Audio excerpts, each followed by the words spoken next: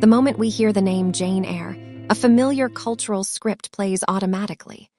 A poor orphan who, through humility, patience, and moral fortitude, ultimately wins the love of a wealthy man.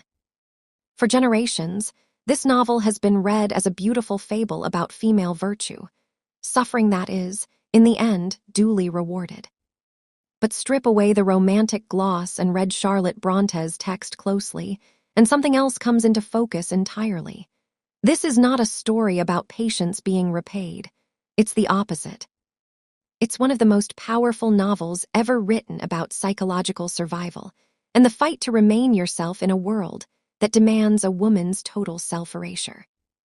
In Victorian culture, the female script was narrow to the point of suffocation. A woman was expected to be convenient, modest, emotionally contained, self-sacrificing, socially useful. Her worth was measured not by her inner autonomy, but by her ability to fold herself into someone else's life, through marriage, service, or moral duty. Female autonomy wasn't treated as a norm, it was treated as a threat. A woman who was too independent was automatically inconvenient for the social order.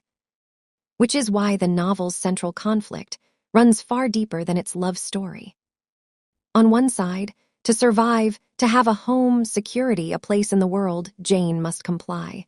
She must become quiet, unobtrusive, and functional. She must learn not to take up too much space.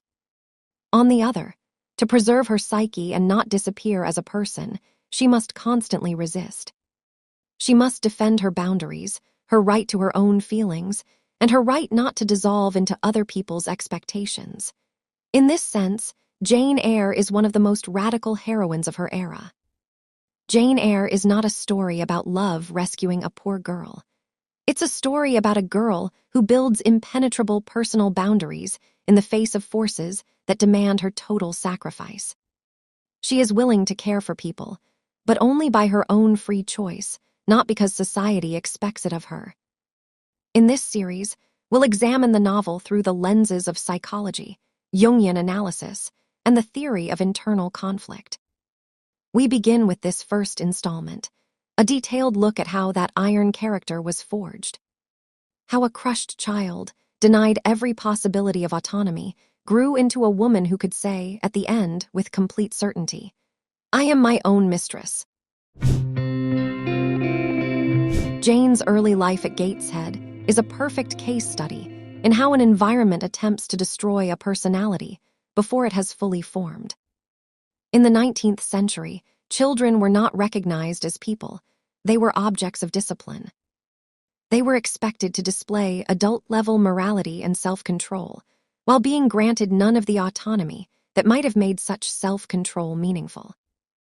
In Jane's case, the situation was compounded by an absolute fact of rejection. She wasn't merely an orphan living on charity.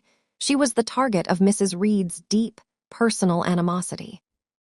The psychological subtext of this conflict runs considerably darker than the stock cruelty of a wicked stepmother.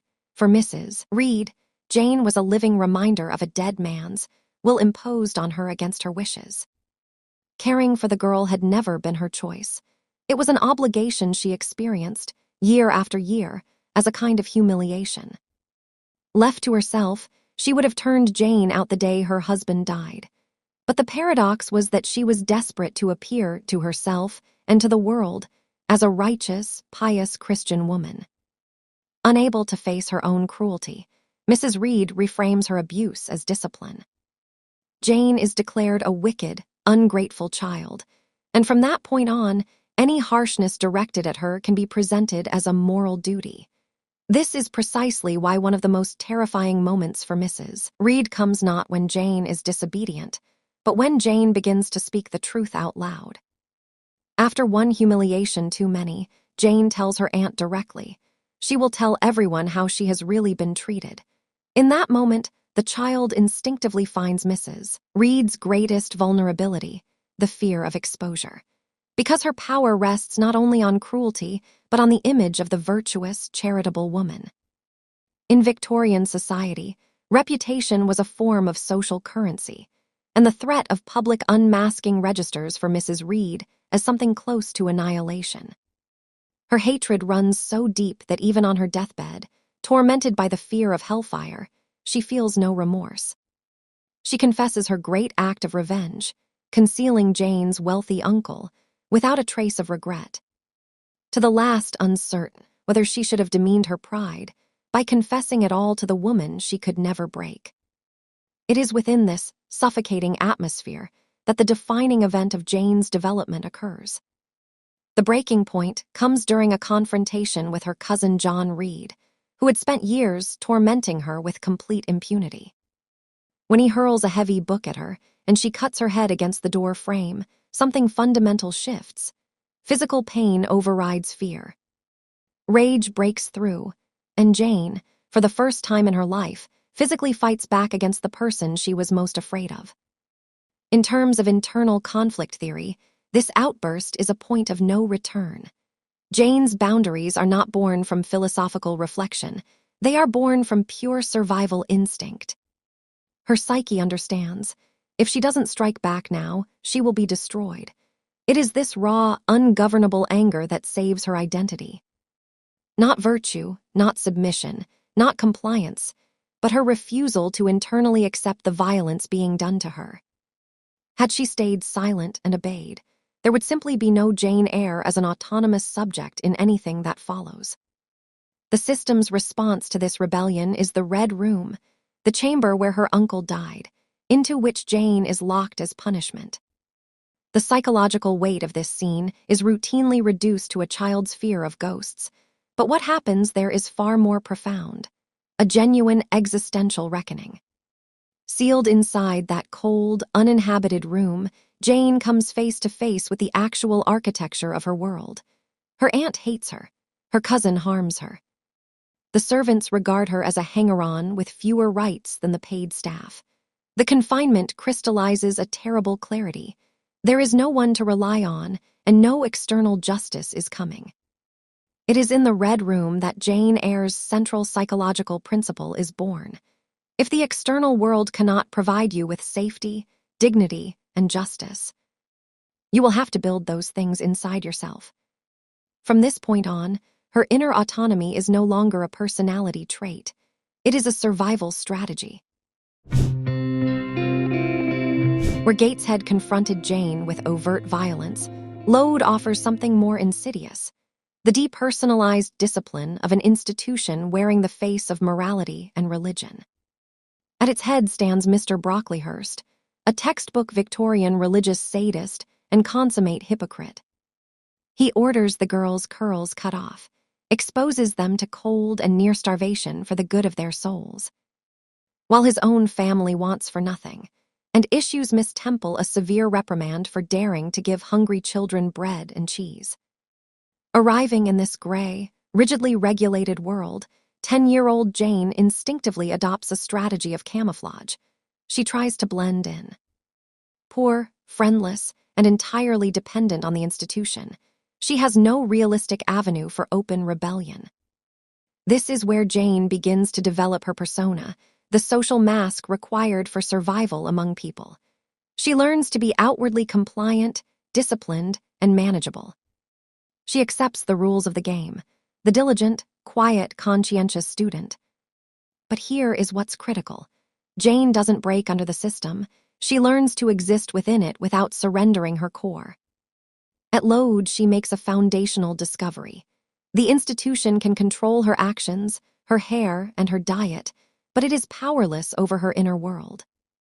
It can police what she does, but not what she thinks.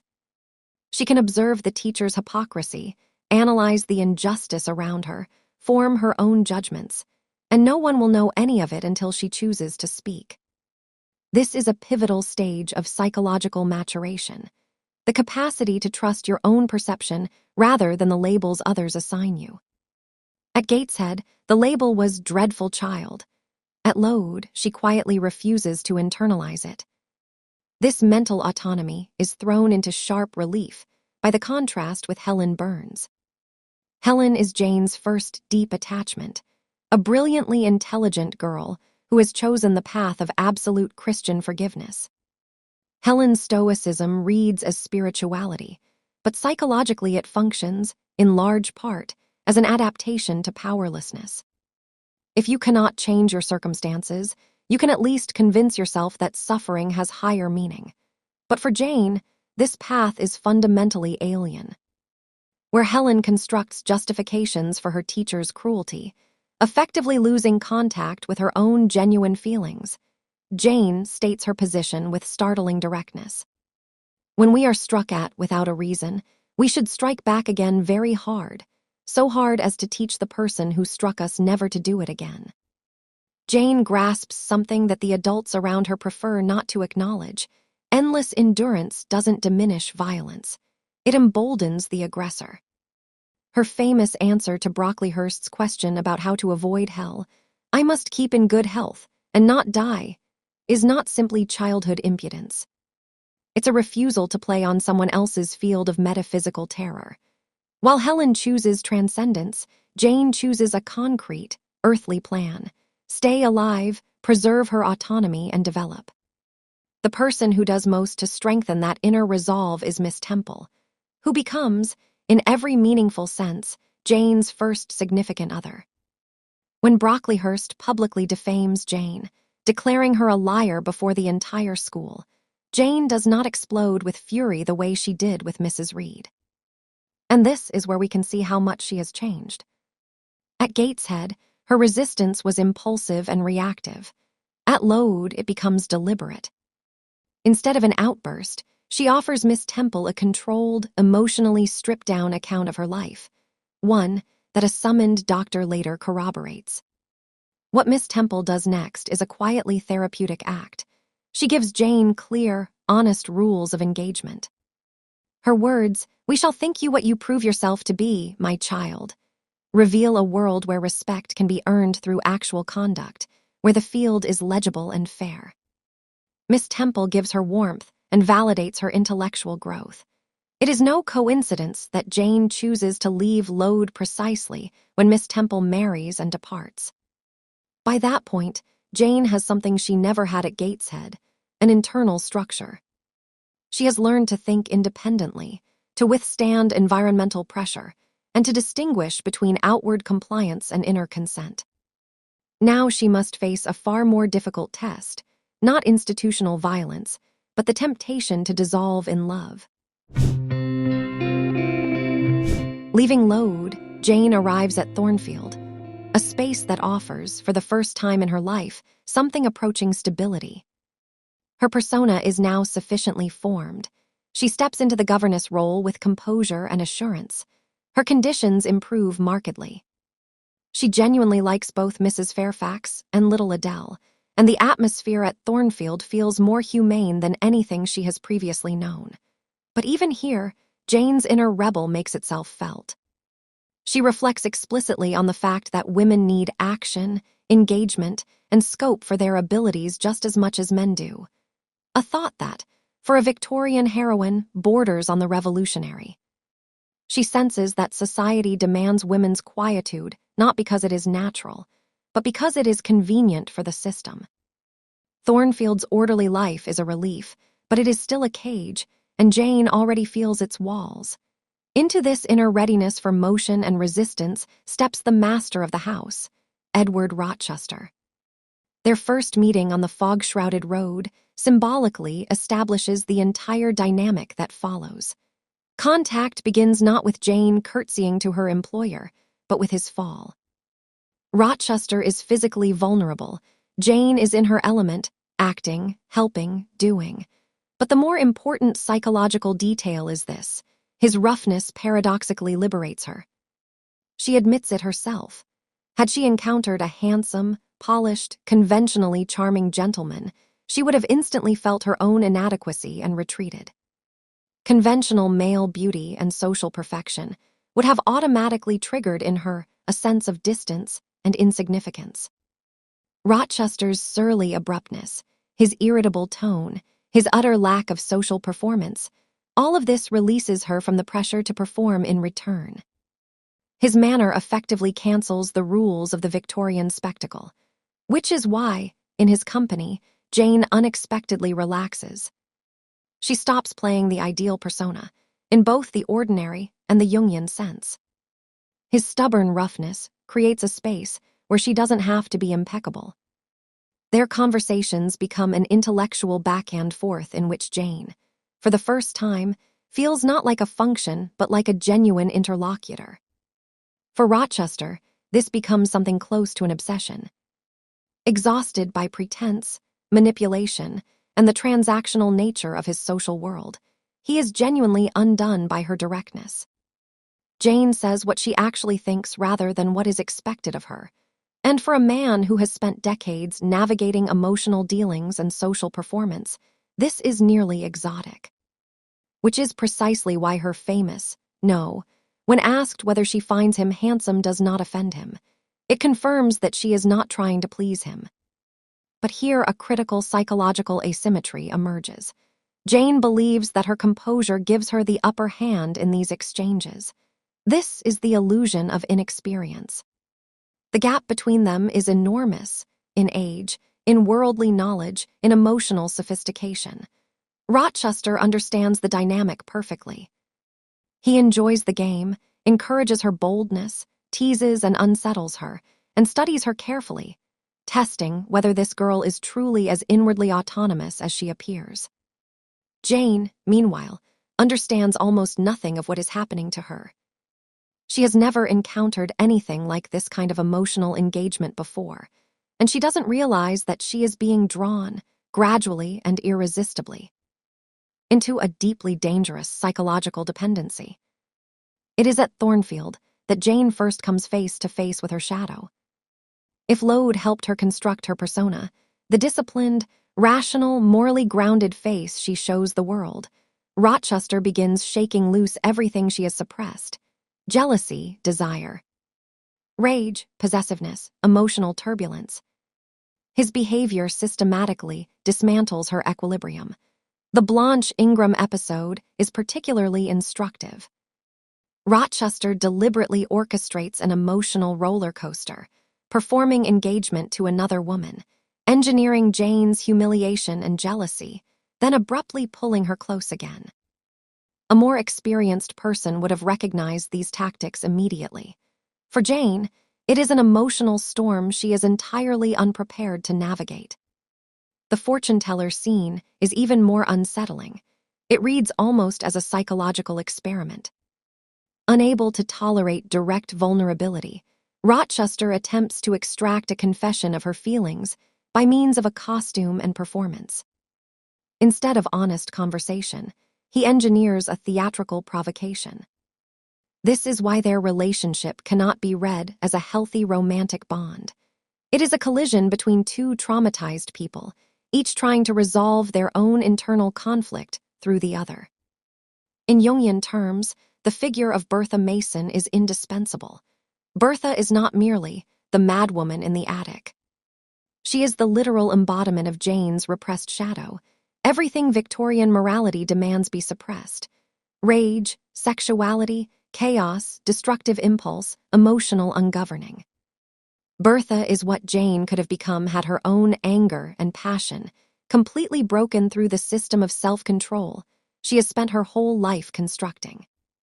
She is simultaneously a reflection of Rochester himself, a man who also lives under the domination of his own shadow, his impulsiveness and emotional chaos. Thornfield, in its entirety, functions as the landscape of the repressed unconscious, and the culmination of this is the failed wedding scene.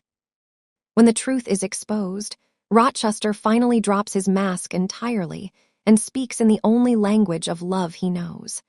But that language turns out to be the language of possession. He offers Jane not a partnership, but an emotional absorption. He wants to take her away, shield her from the world, surround her in luxury, dress her in silk, cover her in jewels, to make her his personal source of salvation. And it's important to understand, for him, this is love. Rochester genuinely loves Jane to the extent that a man of his formation is capable of loving anyone. His conception of love is simply distorted. He was taught his entire life that relationships are transactions, exchanges of status, emotional dependency, purchased attachment. He cannot imagine another model. which is why he does something unconscionable. He transfers the weight of his entire existence onto an 18-year-old girl. You condemn me to live wretched and to die accursed. This is no longer a declaration of love. It is emotional coercion of the highest order. And here Jane makes her defining psychological and existential choice. She loves Rochester with an intensity that makes resistance feel like tearing herself apart from the inside. But it is precisely in this moment that she understands. If she stays, she will lose herself. This is about more than religious transgression or the social death that scandal would bring a Victorian woman, though those stakes are real. At a deeper level, staying with him would turn Jane into a supplicant, a dependent function of someone else's desire, a person with no ground beneath her own feet. Her entire identity had been built on the exact opposite of that. So at the moment when feeling reaches its absolute peak, Jane falls back not on emotion, but on principle. Her principles become her last line of psychological defense. The more solitary, the more friendless, the more unsustained I am, the more I will respect myself. This is a remarkably mature thought for someone her age. Jane understands that rules are not for the times when there is no temptation. They exist precisely for the moment when feeling is strong enough to destroy the person. This is why she leaves without saying goodbye, not because she doesn't love him, because she loves him too much, and she knows that if she stays to hear another word, her resistance will break. She chooses hunger, destitution, and total uncertainty over a life in which she would cease to respect herself. It is this pre-dawn flight that transforms a Victorian love story into a manifesto for personal freedom. Jane Eyre is not a fairy tale about an orphan saved by a man's embrace. It is the chronicle of a self that refused to be sacrificed even on the altar of the greatest love of its life. She leaves penniless, but carrying the one thing Rochester could never buy, her dignity. The flight from Thornfield nearly kills Jane, but it is precisely this crisis that delivers her, for the first time, to the experience of genuine self-sufficiency. In Morton, she acquires something she has never had, her own social footing. Her new position is modest, and the village school initially produces something close to professional disappointment. The pupils are far removed from the intellectual environment Jane gravitates toward. But a quiet transformation follows. She finds her footing with the girls and their families, and for the first time in her life is valued not out of pity or obligation, but for actual qualities, her intelligence, her effort, her care.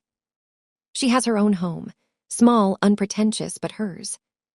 For a person who has spent an entire life existing on other people's territory, subject to other people's wills, this carries enormous psychological weight. Her fierce independence finally acquires not an abstract, but a material foundation. And yet it becomes clear that this is not enough for her temperament. Jane is too driven, too internally alive, to dissolve permanently into quiet village routine. The man who saved her from starvation understands this perfectly. St. John Rivers.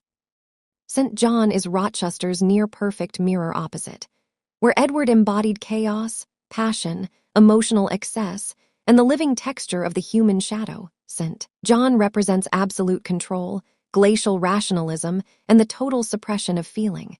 And it is suppression, not absence. This is his essential psychological distinction.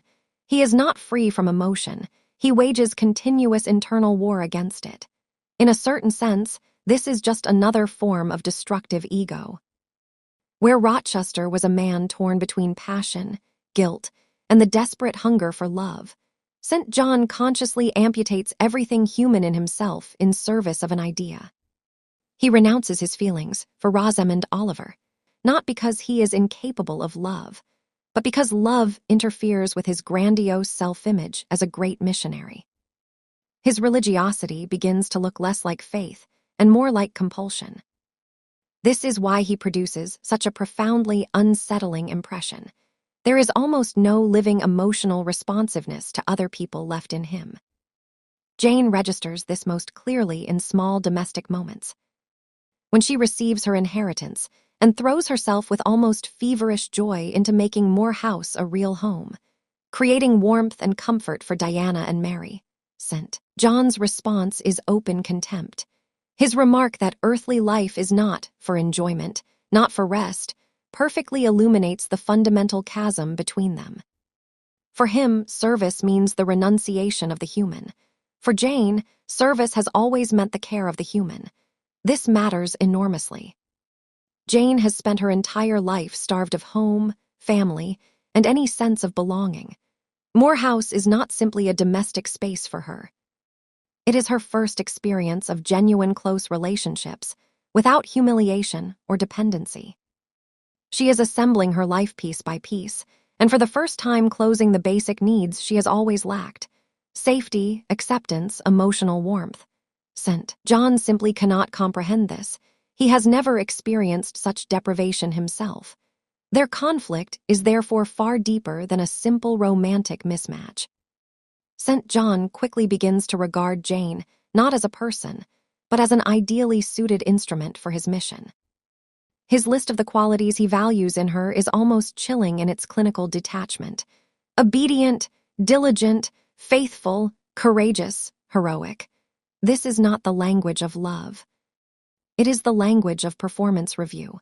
He is, in effect, evaluating her as exceptional equipment. What follows is one of the most psychologically harrowing sequences in the novel: the slow erosion of her will through duty, authority, and sustained moral pressure. St. John chooses his method with precision. Unlike Rochester, who operates through passion and emotional manipulation, Rivers works through cold discipline and the infliction of moral inadequacy. During their Hindustani lessons, he acquires an almost hypnotic hold over her. Jane herself acknowledges that his approval weighs on her more heavily than indifference. In his presence, she loses the freedom of her own thoughts. The freedom to laugh, to speak freely, to simply be, all of it contracts. She lives in a constant state of constraint, as though every living part of her personality is somehow inappropriate. It is here that one of Jane's most important observations carries particular weight. She doesn't know how to find the middle ground between total submission and outright revolt. This is the key to her entire psychological formation. In childhood, survival demanded exactly these strategies: endure to the absolute limit or sever the connection completely and run. Her relationship with Rochester follows this pattern. Her relationship with St. John follows it too. First, she tries to adapt, to accommodate, to maintain contact. But when the pressure begins to threaten her core, radical internal resistance activates. St. John's proposal is precisely that breaking point. The scale of his manipulation is staggering even by Victorian standards. His declaration, "God and nature intended you for a missionary's wife," is the appropriation of the right to speak on behalf of a higher power. He positions himself as the moral intermediary between Jane and God. And then, if you reject it, it is not me you deny, but God. This is, in the vocabulary of 19th century religious culture, a form of psychological coercion with almost no available defense. The fear of divine judgment wasn't an abstract concern. It was embedded in the very structure of the Victorian psyche. Jane feels all of this with complete clarity. She is willing to sacrifice her body, to go to India, to work, to endure deprivation. But she flatly refuses to hand him her inner world. Because she intuits what he actually wants: not a wife, not a beloved companion, but a fully controllable extension of his will. The contrast with Rochester becomes essential here. Rochester wanted to possess Jane, but out of love, however egocentric, chaotic, and immature. He at least saw a living person in front of him and was genuinely emotionally dependent on her. St. John wants to conscript her in service of an idea. And this, in a certain sense, makes his version psychologically more frightening. In Rochester's gilded cage, Jane risked losing her social standing and her self-respect. With St. John, she would not merely risk losing the capacity to feel and to be fully alive. She would lose it with certainty. It is not incidental that after her refusal, he punishes her with cold withdrawal and demonstrative moral judgment. And this is the most chilling detail of all. They are not even married yet. Jane correctly understands. If his hold over her is already this suffocating, marriage would mean complete spiritual subjugation. This is the context in which the mystical episode of Rochester's voice becomes fully legible. Stripped of the supernatural, this moment reads as a massive, convulsive uprising of her suppressed living self. It is the return of her shadow, the emotional, passionate, deeply human dimension that St. John has been methodically attempting to freeze. This internal cry breaks the spell of St. John's influence. It brings Jane back to her own desires, her own life, her right to choose not duty for duty's sake, but what actually makes her alive. And here Jane resolves the novel's central internal conflict, once and for all. She is no longer choosing between submission and loneliness. She is choosing herself, consciously, without guilt, and without needing to dissolve into anyone else's will to do it. Jane's return to Thornfield is the moment of the novel's highest emotional charge.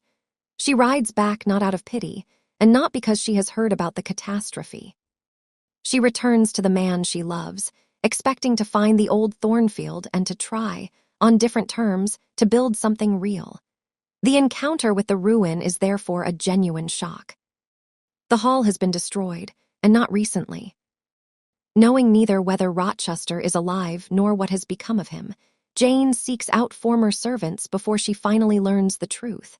Bertha died in the fire, and Edward lost his sight and one hand, retreating into a voluntary exile from the world. This is where the entire dynamic of their relationship undergoes its decisive reversal.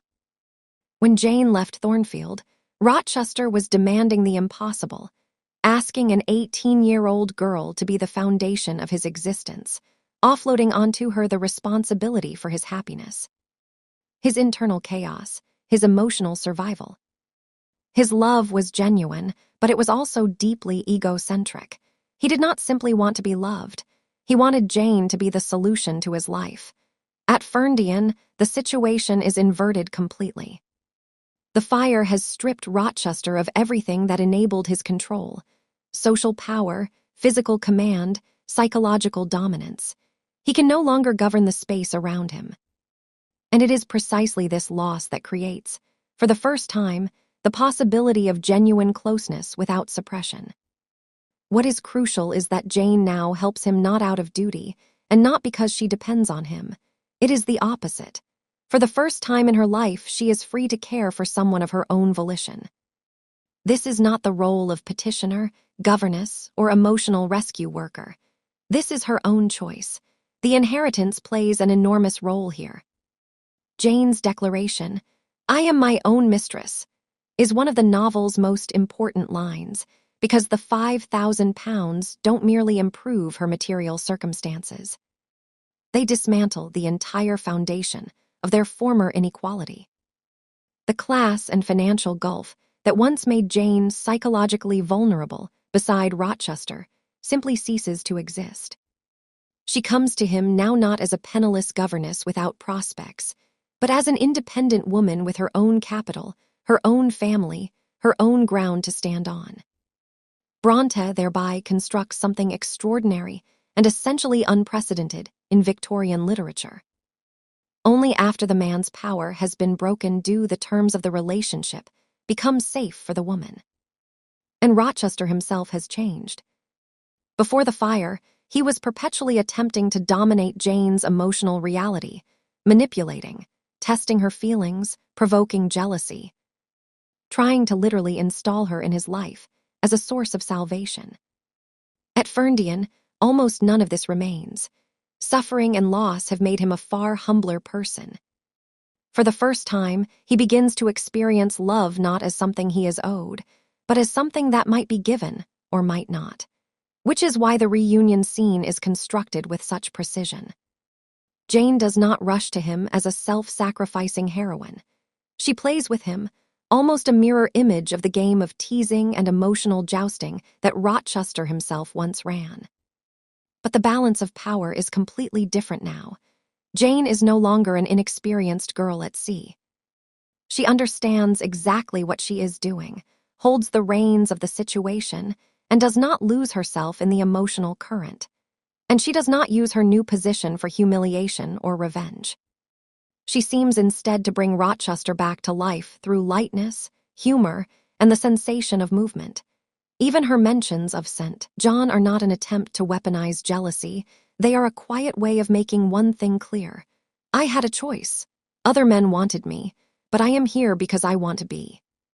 This is why the novel's final line carries such extraordinary weight. Brontë does not write, "We were married." She does not write, "He took me as his wife." She writes, "I married him." The grammatical distinction looks minor. Psychologically, it is enormous. In the Victorian literary tradition, women were typically the objects of action, chosen, taken, rescued, given in marriage. Here, the subject of the sentence is Jane herself. And this is the final landing point of her entire inner evolution. She has passed through the rejection of Gateshead, the suppression of Lowood, the temptation of Thornfield's destructive passion, and the moral blackmail of Moor House. At every point, the system offered her the same deal. Surrender part of yourself in exchange for safety, love, or approval. And every time, Jane, despite fear and pain, chose to protect the integrity of herself. The ending of Jane Eyre is therefore not a reward for patience, and it is not a fairy tale about a woman who waited for the right man. It is the story of someone who built an inner self so solid that love stopped threatening her identity. Which is precisely why the novel remains so contemporary. Because at its core, it is not a story about marriage, it's a story about psychological individuation. About the long, costly process of learning not to betray yourself, even when the price of that loyalty feels unbearable. And perhaps this is why Jane Eyre still provokes such a strong emotional response. She is not perfect, not sinless, not trying to be correct at any cost. She is frightened, doubtful, attached, wrong, and suffering throughout. But she does one extraordinary, rare thing again and again. She does not betray herself for love, for the fear of loneliness, or for social approval. And strange as it sounds, it is precisely this that ultimately makes her capable of genuine closeness. But Jane's story is only half of the novel's psychological architecture. Because beside her, throughout everything, stands one of the most complex and contradictory male characters in all of classic literature, Edward Rochester. The Byronic hero, the manipulator, the man with the enormous shadow, the man who is simultaneously capable of deep love and deeply destructive forms of emotional control. In the next installment, we'll look closely at him. Why Rochester is so consumed by Jane, why he runs those relentless emotional games, how his marriage to Bertha connects to the Jungian shadow, why he simultaneously frightens and compels, and whether their ending can be called, by any stretch, a psychologically healthy union. Because if Jane's story is the path to selfhood, Rochester's is the story of a man who spent his whole life trying to fill an inner void through power, control, and other people. If this kind of psychological reading of classic literature interests you, like and subscribe. And leave a comment. How do you personally read the ending of Jane Eyre? A story of genuine love, or a very beautiful compromise between two damaged people?